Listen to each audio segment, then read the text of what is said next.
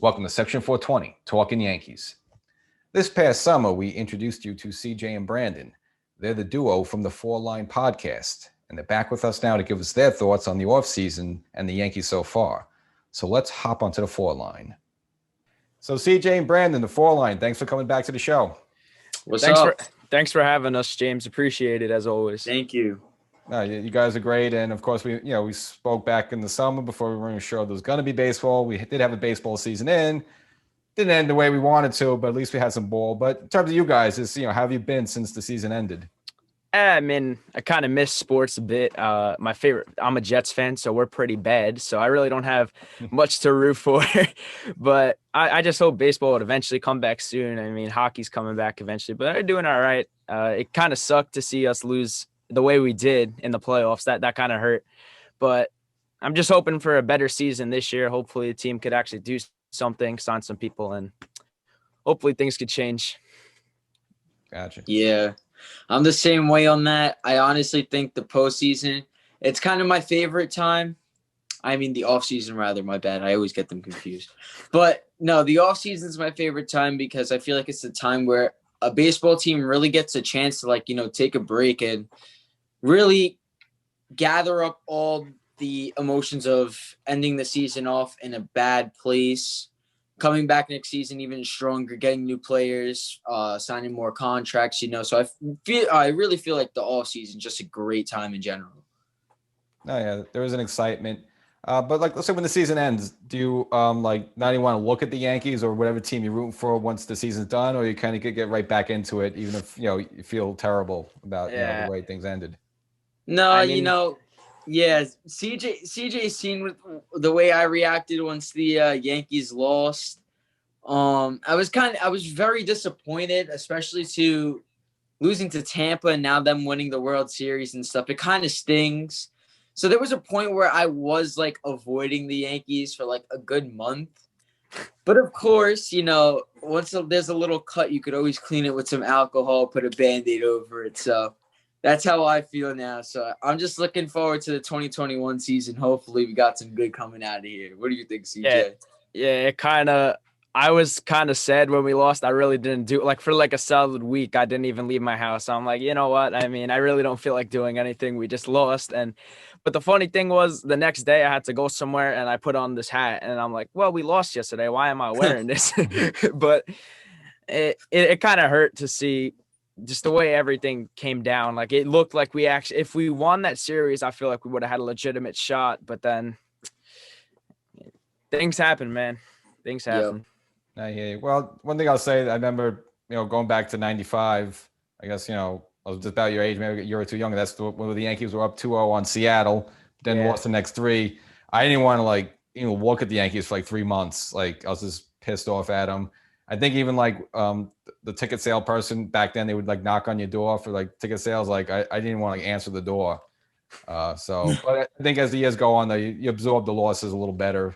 I think this in general, just doing all the stuff with online media and the show and posting stuff, I think you jump right back into it. So again, just for you guys, as the years go on, it probably won't hurt as much just because, like I said before, you feel the off season there and it's all right, you get some optimism and then you look forward to the next season. And it's the Yankees, they're always going to be in the mix.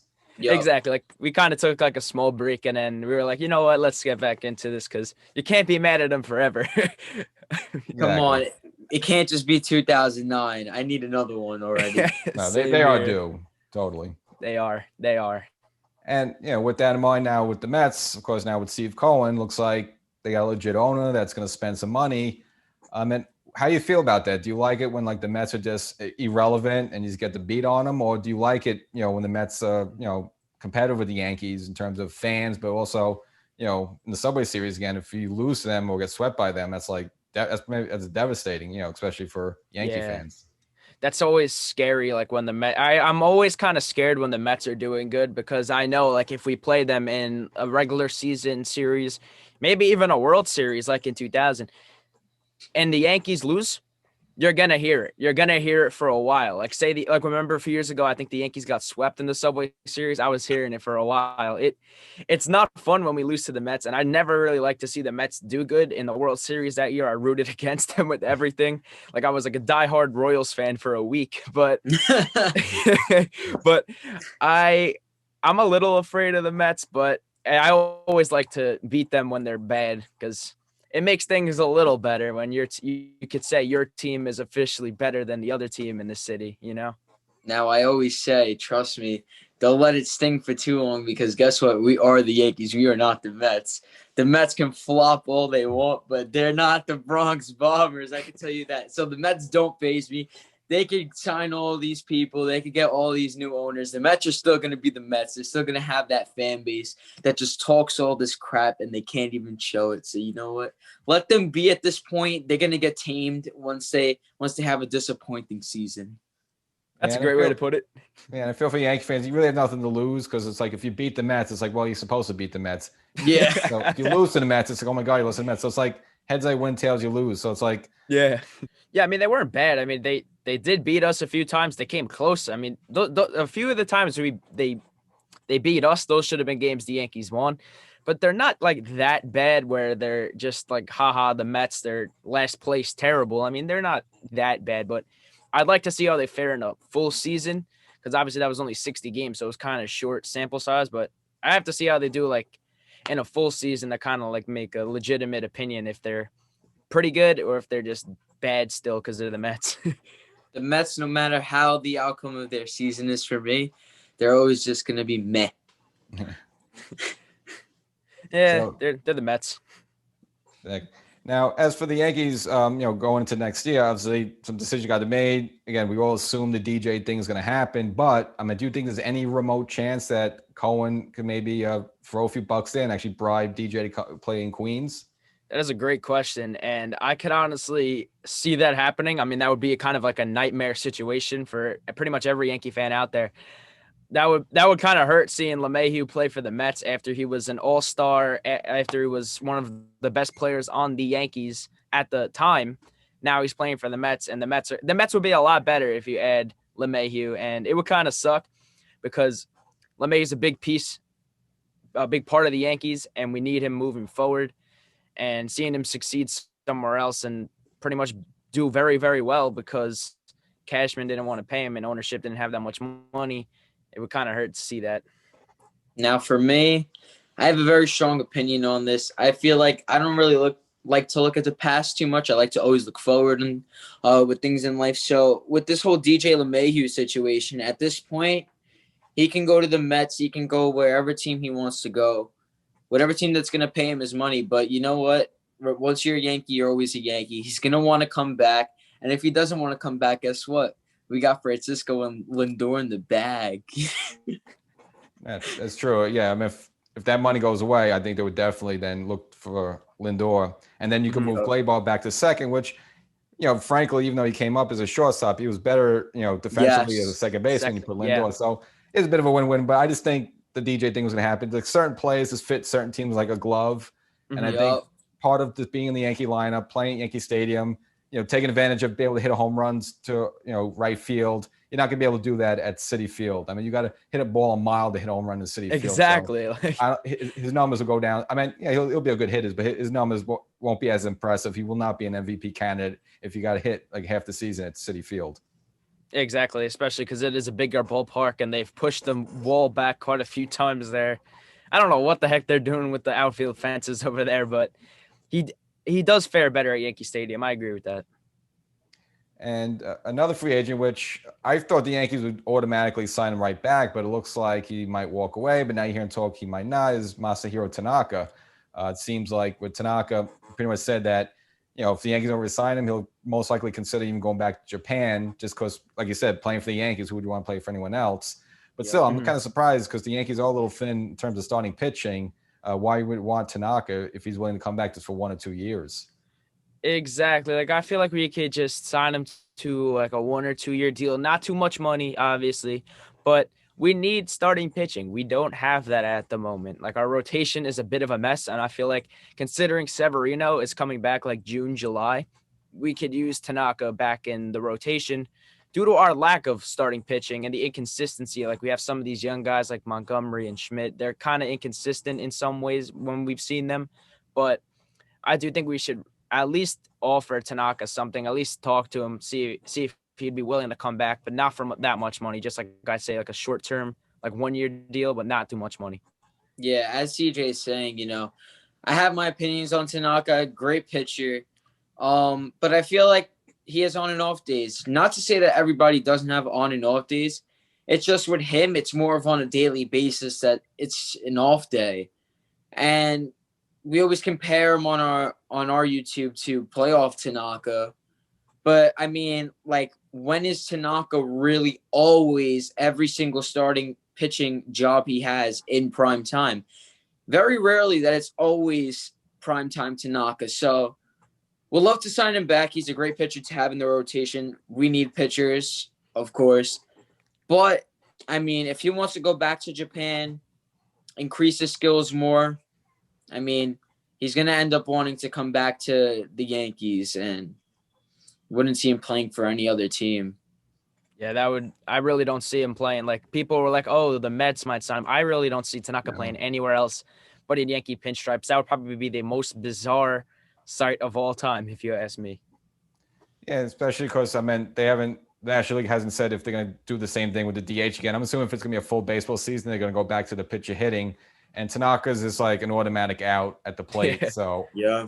I mean, I guess, for any amount of money, why not? But I just don't think the Mets would be interested. And then I don't know why Tanaka would want to be. I mean, do you want to be running around the bags and pulling a hamstring or something like that? That reminds me of the London series when, oh my God, that was a disaster when Tanaka was running down to home plate and he was wobbling all over the place. That was just an example of why certain pitchers should not be hitting. Don't get me wrong. You got those couple pitchers, Madison Bumgarner, when he comes up to the plate, he can hit. But you got those pitchers that really cannot hit. So, honestly, with this whole DH thing, like you were saying, I really like the whole DH thing. I wish that they would keep DHs in the National League like they did for this whole new type of season. But, if pitchers want to hit, I understand. But I don't want pitchers hitting like Tanaka running the bases. Yeah, and speaking on like the Mets and Tanaka, I feel like it was Tanaka one time. A Yankee pitcher hit a base hit against the Mets, and I'm pretty sure it was Tanaka. I remember he was running around the bases with like a jacket on against the Mets. Yeah, might have been him. I think even like a CC, I think it was a game at Citi Field, but CC could hit. That's the thing. But obviously, athletically running the bases, you don't want that to happen.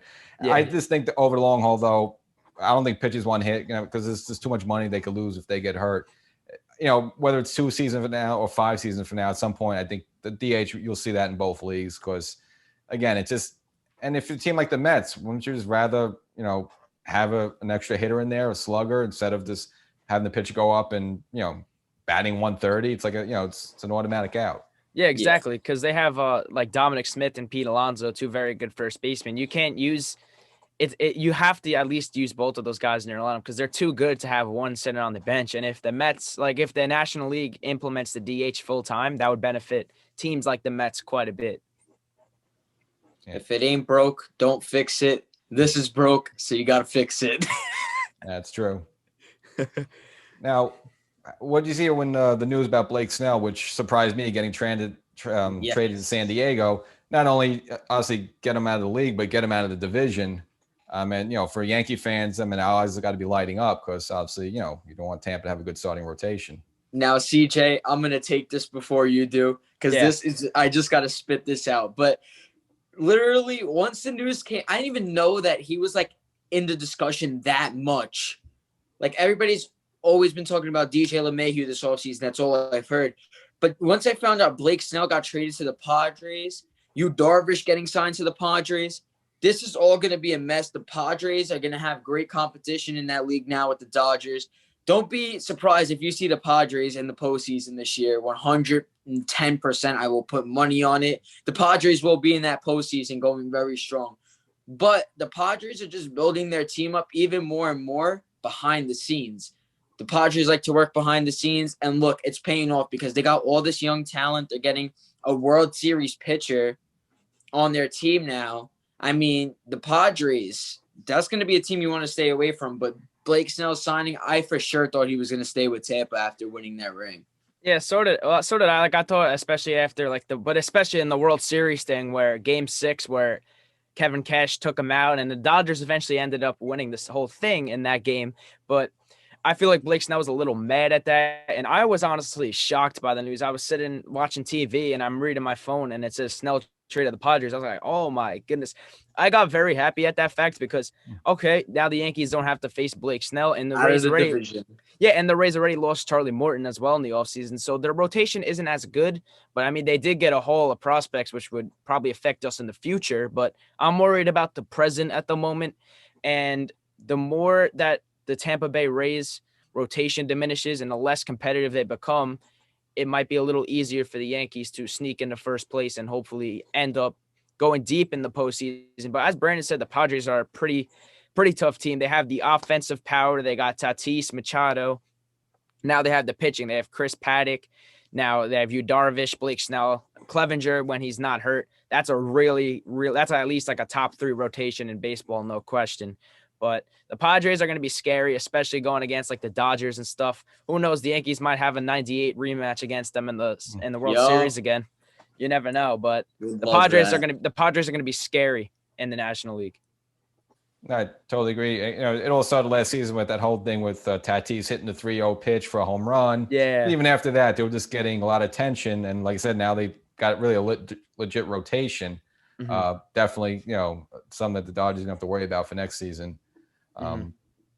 Now, getting back to at least the AL East, Boston, I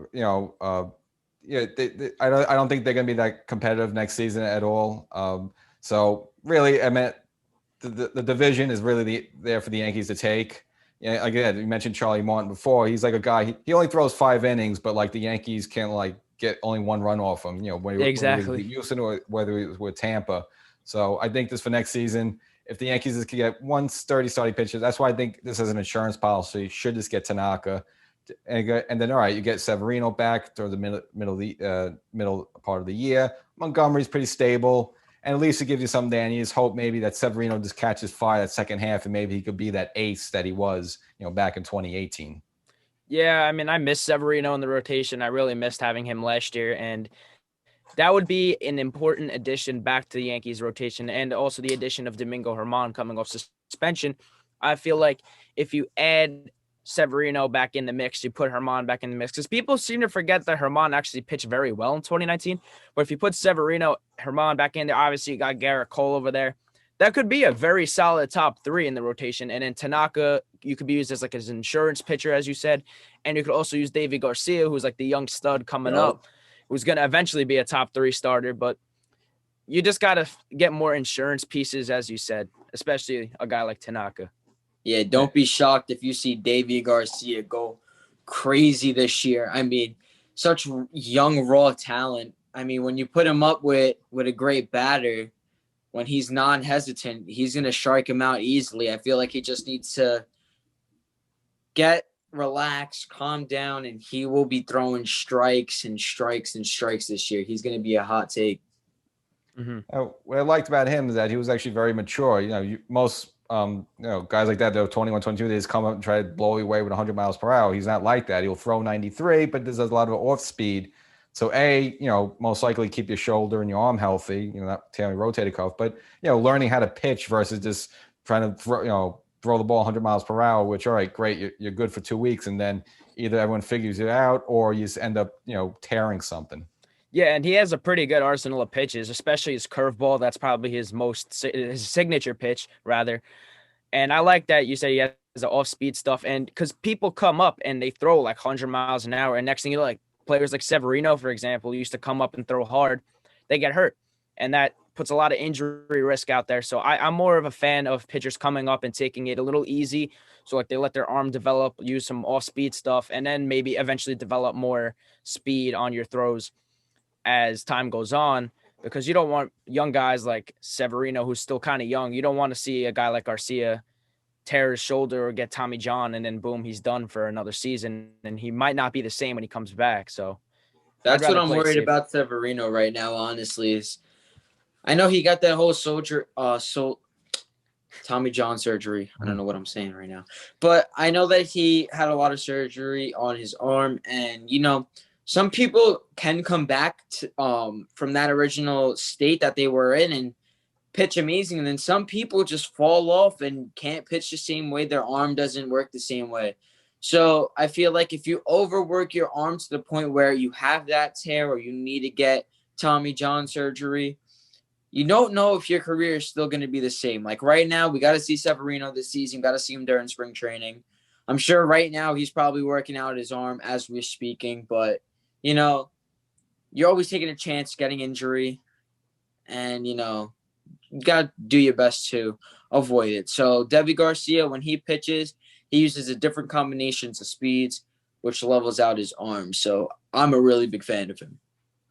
Me too, and I think he's gonna be good. I think it was like the first Yankee ever to because I think in that first start against the Mets, ironically, like 6 shutout innings. I think possibly about walks, whatever it was, he broke some like Yankee record. Like no one ever made that first start and never issued a walk in the first game. So no, I think he's a bright career ahead of him. Jordan Montgomery's kind of he's okay. He'll be all right. Serviceable. Yeah, exactly. He's a number 4 starter at best. Mm-hmm. But if we can get Severino back on top of his game, to have that 1-2 punch, that's what the Yankees basically been lacking, for the past couple of seasons. So you got the number 1 in Cole. You still need that number 2. The same way you had Cole and Verlander, you kind of need Cole and Severino to go, kind of power. That kind of gets at least you through the first round of the playoffs. Yeah, I agree, because I remember in the postseason last year, especially in the ALDS, the team was inconsistent. The pitching was kind of inconsistent. People could say, oh, the offense needed to be better. Yeah, the offense needed to be better, but the pitching also needed to be better. Garrett Cole was kind of carrying the Yankees pitching, and you had that Game 2 fiasco with the J-Happ Garcia situation. Obviously, J-Happ should not be your number 2 guy in a 5-game series, but Tanaka wasn't on his Game 3 of that series as well. So it was kind of on the pitch. It was kind of the whole team caused the downfall in the playoffs. The offense wasn't there, and the pitching was very inconsistent because we didn't have that 1-2 punch, as you said, like Severino and Cole, because that could be a really dominant duo in this league. And unfortunately, we didn't have Severino in the playoffs last season, which kind of destroyed our rotation, and we ended up getting hammered by the Rays' high-powered offense at the time. Now, for me, that postseason rather, like CJ said, it was very up and down. You had really good days and you had really bad days. I feel like Aaron Boone is part to blame for that as well. Don't get me wrong. He's a great manager. Do I think that he's going to stay in New York for a long time? No, 100% not, unless he starts getting World Series rings. He needs to toughen up. Not to say that he's not tough enough, but going from Joe Girardi to him, it's a big difference. He's starting to get more tough and he's starting to get more aggressive out there. But compared to Joe Girardi was an animal.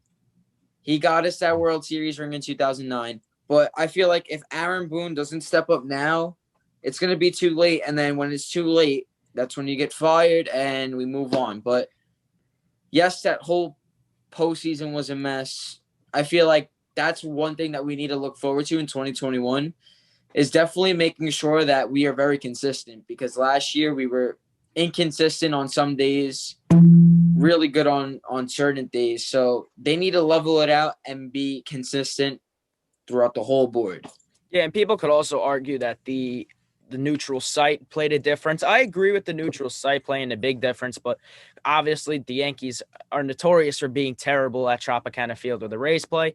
And the Rays are notorious for being terrible at Yankee Stadium when, especially in the postseason, it's a whole different animal there. But the team needs to be a little more consistent. And I feel like next season, hopefully we could have fans back in there to make more of a home field advantage in the playoffs, because that stuff is very important in the postseason. But for the team consistently performing in the postseason is also very important. You saw in like the ALCS against Houston that year, 2019, we were getting destroyed in the postseason. But now we looked a lot better in 2017 when everything was consistent, when we had the pitchers going, the hitting was there. But you need both sides of the game. You need the hitting and the pitching to both be perfectly conjoined to perform to the expectations of a World Series baseball team. I guess, as we're rounding here in the ninth, CJ, just quickly, I know both you guys, but had that campaign regarding the Staten Island Yankees. Unfortunately, it looks like they did switch the affiliation. Now, you did have an article you published on December 15th about the rise and fall of the Staten Island Yankees. Just want to just quickly summarize that and where people could find it and read it. Yeah, you could go check that out on allinmysports.com. And to pretty much check pretty much like a recap of that piece, it pretty much describes how when the team came to Staten Island in 2001, like there was a deal between Giuliani and the Yankees to bring a team here. The fans loved them, and then stadium operations declined over like the next 10 years. People stopped showing up. There was construction all over the area that took away parking lots from the stadium, and people started to not show up to games. And it played a huge impact. They weren't making as much money. And then the Yankees eventually pulled the plug on them, but the Yankees broke the deal that was to keep a team on Staten Island for pretty much a long time. And the Yankees just violated that deal, and Staten Island was suing them. I haven't heard anything back from that. I don't know how that court ruling is going, but that's pretty much like the sad downfall. You could go check out the full article on allinmysports.com. That was just like a brief summary, but you can check out the full thing on there. All right. And in terms of your show, anything you're looking to do differently or add, just for this upcoming season? Yeah, Brandon, what's some stuff? We were discussing this a while ago. So we were talking about it. Definitely more videos coming your way, people. We're going to be uploading like crazy during the regular season. Mm-hmm. If we get to go back to games, you'll see us at some games, definitely more live action, definitely more videos together as this pandemic starts to slow down. Just be expecting a bunch of content, a bunch of great stuff. We're just looking to have fun with you guys, especially during this COVID pandemic. We hope that it's over soon. So maybe once it's over, we could all hang out at Yankee Stadium, grab a little popcorn, some soda, and just hang out, Yeah, because I remember we did live streams during the playoffs, like live reaction videos. Those were a huge hit. We're looking to do some more of that stuff next season as well. And we just hope to be in the stadium. We'll bring you some content from Yankee Stadium, bring the camera out, have a good time, get to meet some of you guys. So, and of course, taking the 4 train. Yeah. Exactly. So again, people can follow you on Twitter at the 4Line Podcast, as well as on Instagram, the 4Line with that underscore at the end. And again, hopefully by next season, get some more of those videos up there. I think you guys are great. I appreciate you coming on. So we appreciate you, man. How are we going to close this out? What are we going to do for a closing here? I think last time Mets suck, so we got to do something different. Maybe Astros suck. All right, we'll do that. So 3, 2, 1. Astros suck. We got it.